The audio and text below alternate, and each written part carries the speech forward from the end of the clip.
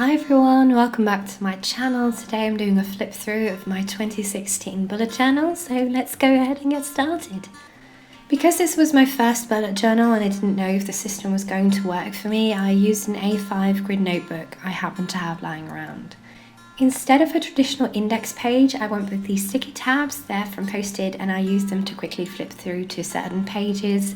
I wouldn't personally do this again because it made the journal kind of lumpy, but if that doesn't bother you, it's a really good alternative to an index page.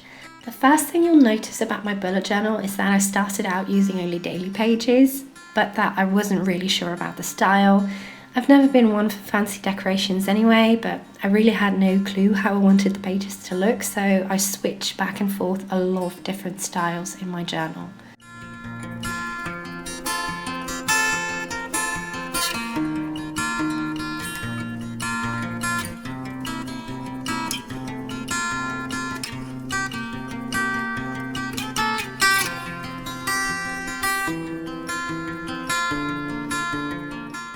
Another thing you'll notice is that I hardly ever did any weekly or monthly spreads, because the reason I started my bullet journal was because I was running out of space to write my daily to-do lists in my regular Erin Condren Life Planner, and I still use that for weekly and monthly spreads. It took me a fair while to figure out what system works for me, but I've done a blog post on how it all slots together, so I'll link that above and in the description box below if you're interested in learning more.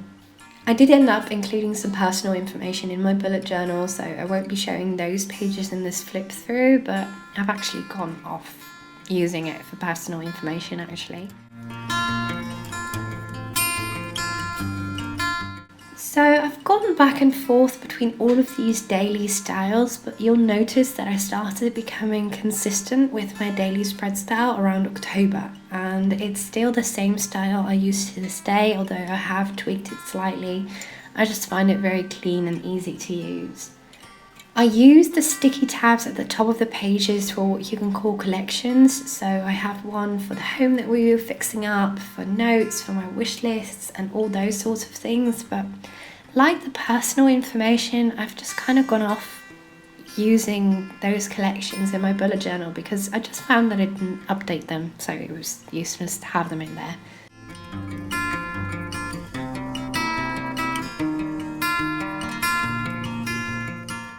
And here's my first time tracker, which I'm pointing at because I think what I really love about having my bullet journal in this cheap journal was that I wouldn't worry if things were messy or inconsistent because I was still trying to find my footing, and it wasn't weird if something didn't work.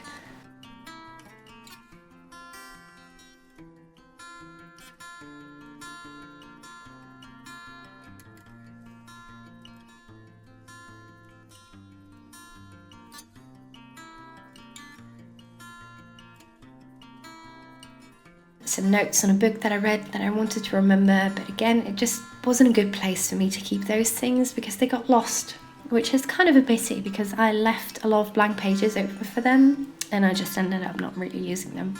All in all, I think the most important thing I've learned is that it's really okay to have your own planning style. I'm not super artistic, I never will be, I can't really draw, and that's fine. I mean, the system as I have it now works for me, and that's good enough.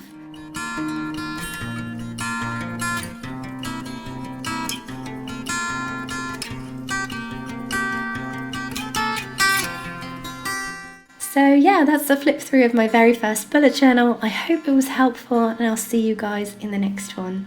Bye!